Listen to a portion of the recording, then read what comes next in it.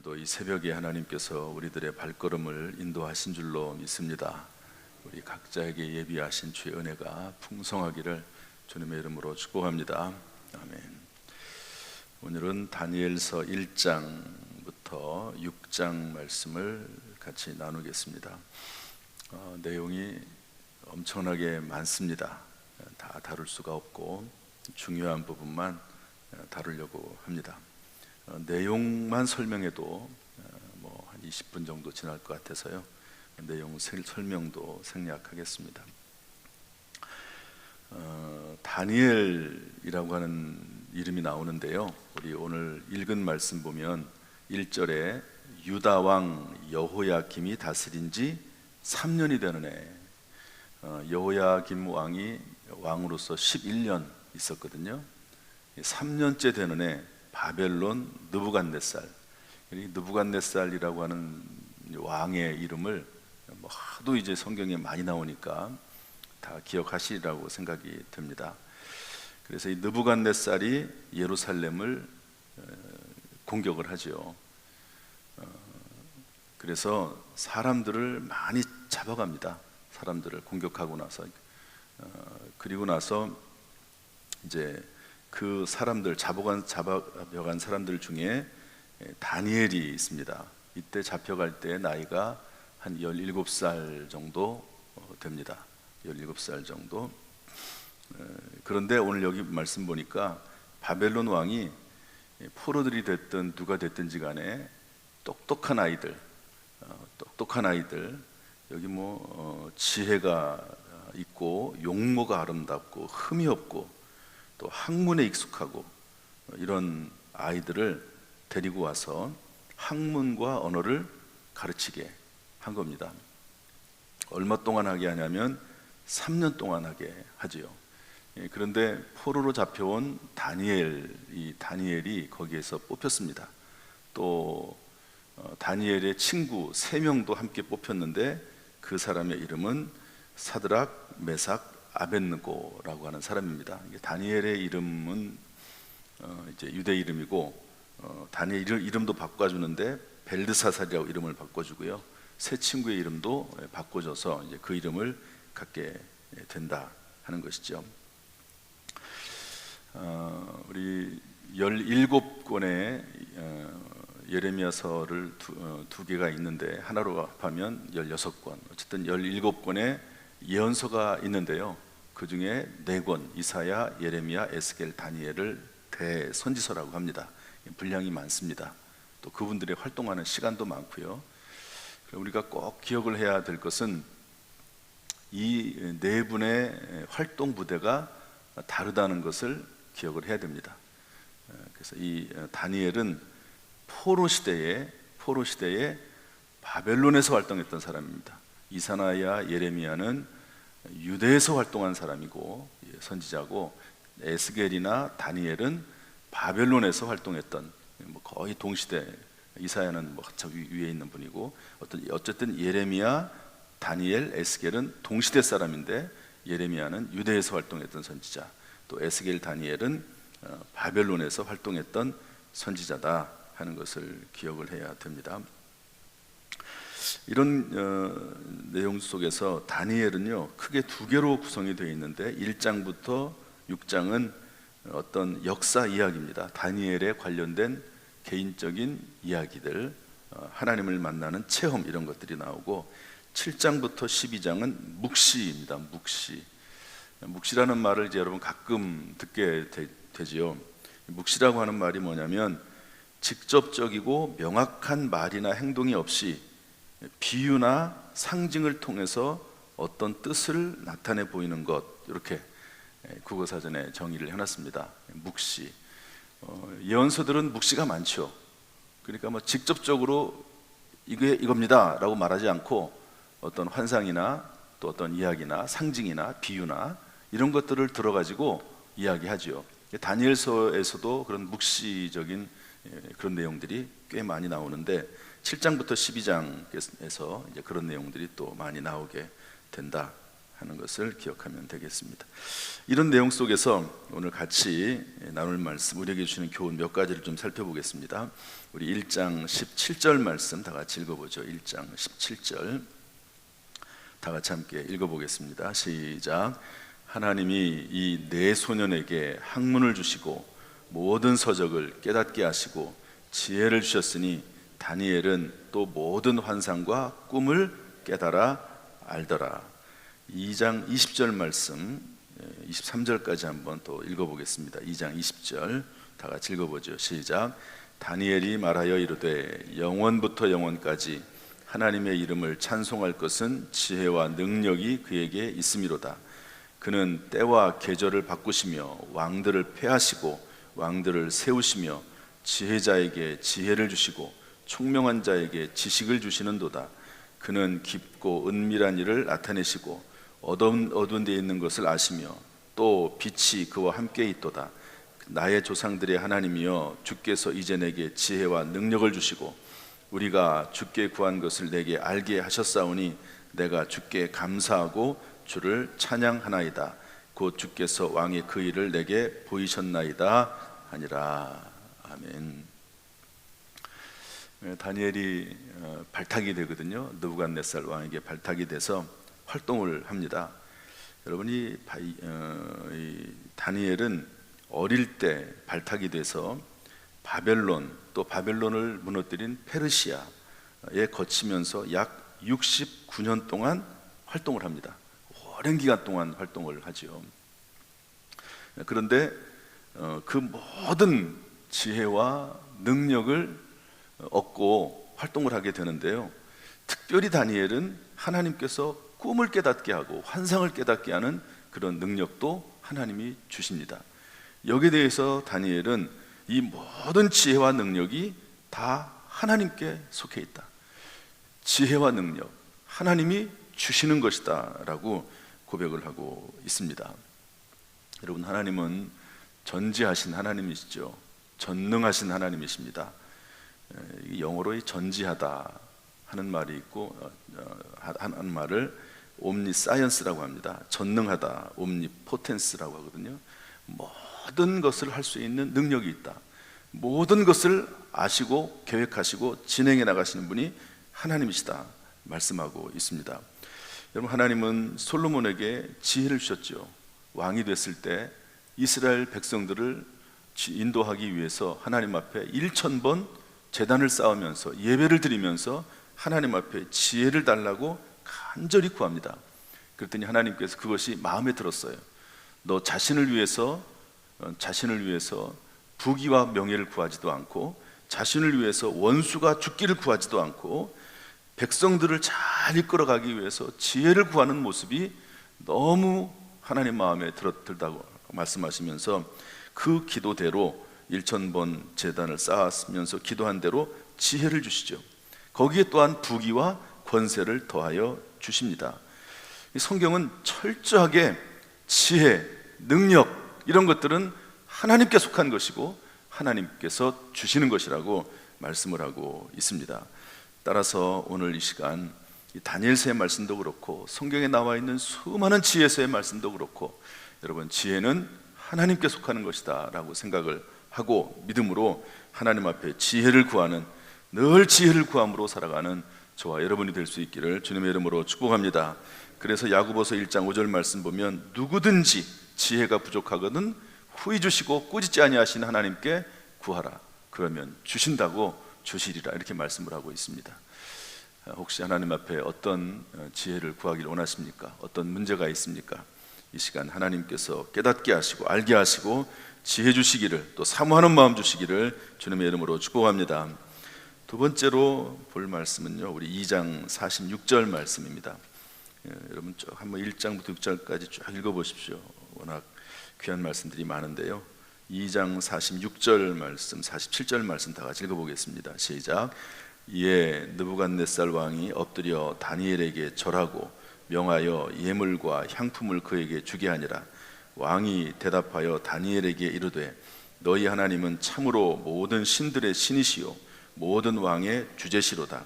내가 능히 이 은밀한 것을 나타내었으니 내 하나님은 또 은밀한 것을 나타내시는 이시로다. 아멘. 6장 말씀도 보겠습니다. 6장 26절부터 27절 말씀 보겠습니다. 6장 26절 27절 다 같이 시작.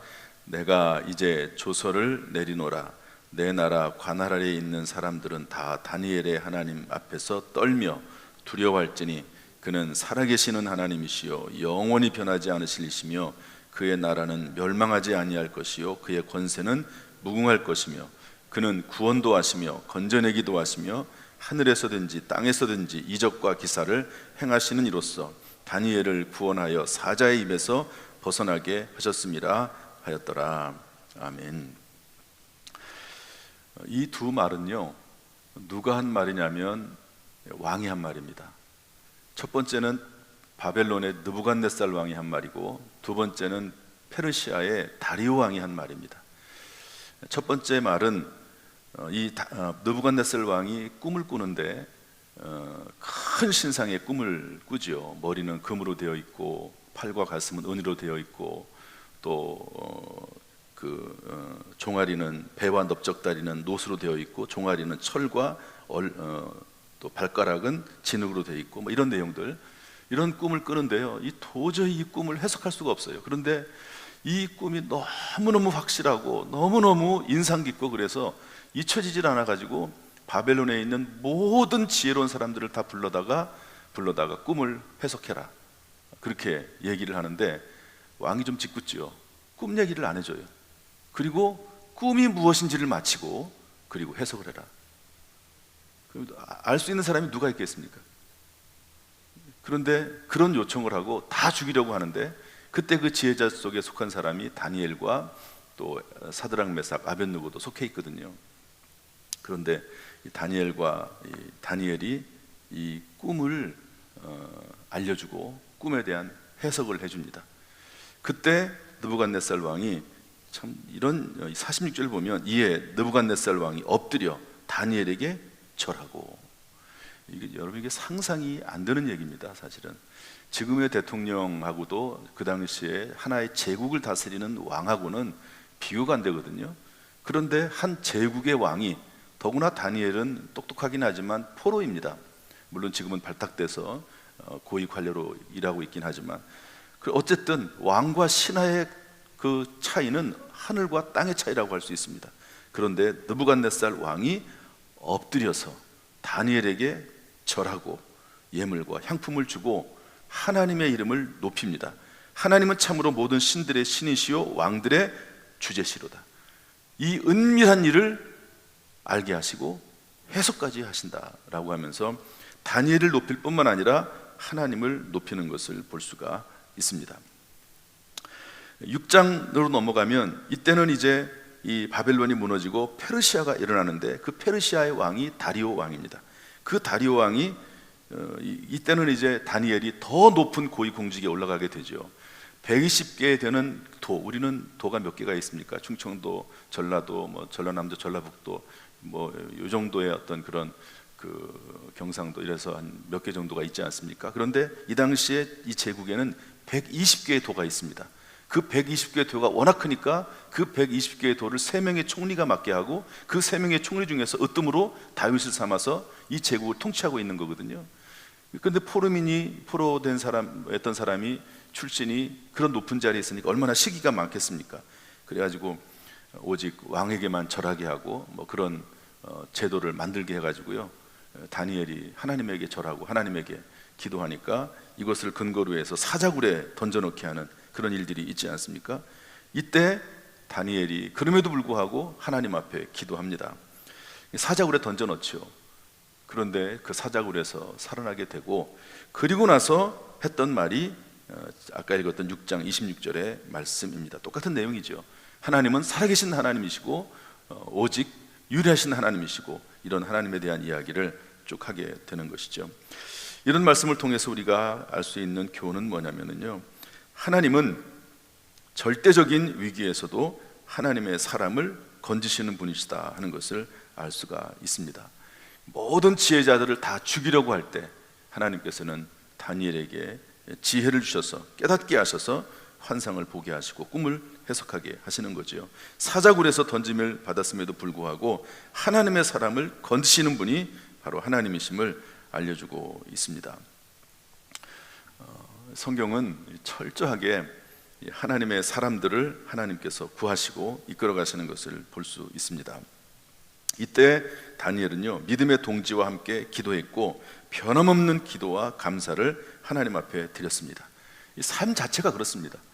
끊임없이 기도하고 하나님 앞에 감사하고 믿음의 동지들과 함께 동력할 줄 알고 하는 그런 모습을 가지고 있었지요. 오늘도 이 시간에 우리가 기도의 자리에 나와서 기도하는 것 정말로 하나님이 귀하게 여기시는, 하나님이 우리를 사용하시는 복된 자리가 바로 이 자리, 기도의 자리인 줄로 믿습니다. 나 자신을 위해서 기도하는 것도 중요하지만 이 시간, 기도 시간을 통해서 나라 민족을 위해서 기도하고 교회를 위해서 기도하고 하는 그 기도 참으로 귀중한 일이고 하나님이 기뻐하시는 일인 줄로 믿습니다. 기도할 때마다 하나님이 우리 모든 성도들을 도우시고 자녀손들에게 은혜 베풀어 주시고 승리케 하시기를 주님의 이름으로 축복합니다. 마지막 세 번째로 하나만 더 보겠습니다. 3장 16절부터 18절 말씀인데요, 다 같이 읽어보겠습니다. 3장 16절부터 18절. 이 말씀은 다니엘의 세 친구 사드락, 메삭, 아벳노고의 이야기고요. 이분들도 말씀을 따라 살다가 풀무불에 들어가 죽게 될 수밖에 없는데 하나님의 건지시는 내용입니다. 우리 16절부터 18절 읽어보겠습니다. 다 같이 시작. 사드락과 메삭과 아벳노고가 왕에게 대답하여 이르되 느부갓네살이여, 우리가 이 일에 대하여 왕에게 대답할 필요가 없나이다. 왕이여, 우리가 섬기는 하나님이 계시다면 우리를 맹렬히 타는 풀무불 가운데서 능히 건져내시겠고 왕의 손에서도 건져내시리이다. 그렇게 하지 아니하실지라도 왕이여, 우리가 왕의 신들을 섬기지도 아니하고 왕이 세우신 금신상에 절하지도 아니할 줄을 아옵소서. 왕이 큰 신상을 만들어 놓고 절하라는 거죠. 그런데 이 이스라엘 백성들, 하나님을 섬기는 사람들은 우상 숭배하지 말라고 아예 성경에 모세율법을 통해서 딱 못을 박아놨습니다. 나는 못한다. 풀무불에 던져 죽이겠다. 지금이라도 신상에게 절을 해라. 안 된다고. 나는 왕에게 더 이상 대답할 필요가 없다고. 하나님이 풀무불 가운데서도 우리를 건지실 거라고. 그런데 그렇게 하지 아니하실지라도, 한번 따라합시다. 그렇게 하지 아니하실지라도, 그렇게 하지 아니하실지라도 우리는 하나님을 배신할 수 없고 하나님의 말씀을 거역할 수 없습니다. 당연히 풀무불에 집어넣죠. 이 풀무불에 집어넣으려고 하는데 그 풀무불을 엄청나게, 그 불을 더 세게 하라고 합니다. 그러니까 얼마나 왕이 보기에 괘씸하겠습니까?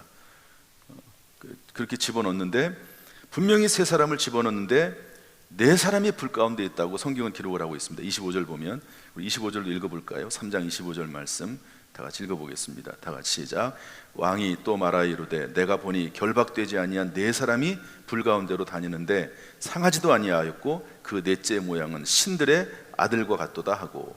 신들의 아들 예수 그리스도, 하나님의 아들 예수 그리스도의 내용이죠. 이 당시에는 이런 예수님에 대한 내용이 없으니까, 하나님의 아들 개념이 없으니까 이렇게 표현을 했고, 뒷부분에 가면 천사라고 표현을 합니다.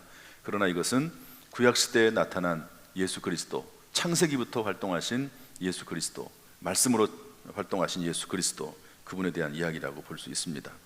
중요한 것은 그리 아니하실지라도 라고 하는 말이죠. 죽음을 마다하지 않는 신앙을 가진 사람을 이길 자는 아무도 없습니다. 왕도, 참소자들도, 여기에 나와 있는 군대 중에 큰 용사들도 이 사드락, 메삭, 아벳노고를 이길 수가 없지요. 풀무불에 던져 죽인다 할지라도, 불로 태워 죽인다 할지라도 우리는 오직 하나님만 섬기겠고, 그리고 우상을 숭배하지 않겠습니다 라고 말하는 사람들을 누가 이기겠습니까? 이길 수가 없지요. 그런데 하나님께서는 이들에게 함께 하십니다. 아까 읽었던 3장 24절 25절 말씀 보면 예수님께서 고난의 한가운데서 함께 계십니다. 하나님이 함께 하시는 거죠. 3장 30절 말씀 보면 더욱 높이십니다. 나중에 왕이 찾아와 가지고요, 이 사람들에 대해서 이야기하면서 지극히 높으신 하나님의 종 사드락, 메삭, 아벳노고야, 이렇게 이야기하고요, 이 사람들을 살려주신 하나님을 찬송하고 높여주고, 그리고 다른 모든 지혜자들보다 더 높은 자리에 앉히게 됩니다. 그리고 3장 26절 29절 말씀 보면 하나님 앞에 영광을 돌리죠. 하나님은 지극히 높으신 하나님이시다. 이같이 사람을 구원할 다른 신은 없다고 높이는 것을 볼 수가 있습니다. 물론 이런 일이 쉽지는 않죠. 그렇지만 과거에 우리나라에도 이런 순교적인 신앙을 가지고 있는 사람들이 많이 있었습니다. 이 사람들은 살아났죠. 그렇지만 순교자들은 많이 죽었습니다. 우리나라 얼마나 많은 사람들이 죽었습니까? 일본에도 지금은 기독교인들이 많이 없지만 그러나 기독교가 우리나라보다 먼저 들어왔고요. 수많은 사람들이 300년 동안 죽임을 당했습니다. 그럼에도 불구하고 신앙을 지키고 남아있는 사람들이 지금 일본 기독교인들이거든요. 우리나라는 일본 지배를 받으면서 한 30년, 또 공산당의 지배를 받으면서 또 몇십 년, 그렇지만요, 일본은 30년 동안 일본 그 막부라고 그러죠. 그런 사람들에 의해서 죽임을 당하고 고난을 엄청나게 당합니다. 그러면서도 신앙을 지켜오게 되는 것이죠. 하나님께서 어떤 사람들은 순교의 길을 그냥 가게 하시기도 하지만 또 어떤 사람들은 이렇게 살려주기도 하십니다. 중요한 것은 하나님께서 복 주시면 하나님을 믿고 그렇지 않으면 하나님을 배신하고 그런 신앙이 아니라 항상 언제든지 변함없이 그리 아니하실지라도 하나님을 섬기고 믿고 따르는 사람은 하나님 이 땅에서도 구원하기도 하시고 또 그리고 더 중요한 것은 영원한 생명을 예비하시고 하늘나라의 상급으로 갚아주신다고 말씀을 하고 있습니다. 여러분 이제 신약성경 요한계시록에 가면 마지막 때 예수님이 이 땅에 재림하시고 이 지상에 천년왕국이 건설된다고 말씀을 하고 있거든요. 그런데 그때 이 천년왕국을 건설하시고 이 땅을 다스릴 사람들을 하나님께서 말씀하시는데요, 누가 다스리냐면 주님을 위해서, 하나님을 위해서 순교한 사람들이 다스리게 될 것이라고 성경이 말씀을 하고 있습니다. 하나님께서는 반드시 그 인생을 주의 나라를 위해서 그리 아니하실지라도라고 섬기는 사람들을 이 땅에서 복을 주실 뿐만 아니라 영원한 하나님 나라가 임재하시고 이 땅에 지상에 천국이 임할 때 그들에게 갚아주시고 영광으로 함께 하신다라고 하는 것을 알 수가 있습니다. 물론 순교라고 하는 게 자기가 원한다고 되는 것은 아니에요. 제가 역사를 쭉 되돌아보면 그렇습니다. 어떻게 보면 이해가 안 되는 말일 수도 있지만 순교를 할 수 있는 것도 은혜입니다. 주님을 위해서 목숨을 바쳐서 죽을 수 있는 것도 사실은 은혜예요. 아무에게나 주어진 그런 은혜는 또 아닙니다.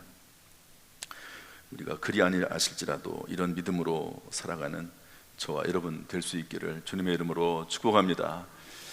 우리가 새벽에 나와서 기도하고 주님 앞에 헌신하고 봉사하는 것, 이런 어떤 신앙의 모습에 비하면 사실은 너무 더 부족하지요. 물론 이 새벽에 나와서 기도하는 것, 어려움 중에도 헌신하고 봉사하는 것 귀한 일이지만 이런 신앙의 대선배들의 모습을 보면 우리의 신앙이 얼마나 하나님 앞에 부족한가 하는 것도 알 수가 있습니다. 오늘 이 시간 하나님께서는 어떤 죽음도 마다하지 않는 신앙을 가진 사람을 구해 주시고 이기게 하시고 승리하게 하신다는 사실을 믿고 오늘도 담대하게 감사하게 살아나가는 귀한 하루가 될 수 있기를 주님의 이름으로 축복합니다. 이 새벽에 나오는 모든 성도들의 입술을 사용하셔서 하나님의 뜻을 이루기를 주님의 이름으로 축원합니다. 이 시간에 하나님께서 우리 모든 성도들에게 은혜 베풀어 주시고 평강 주시고 지켜주시기를 주님의 이름으로 축원합니다. 기도하겠습니다.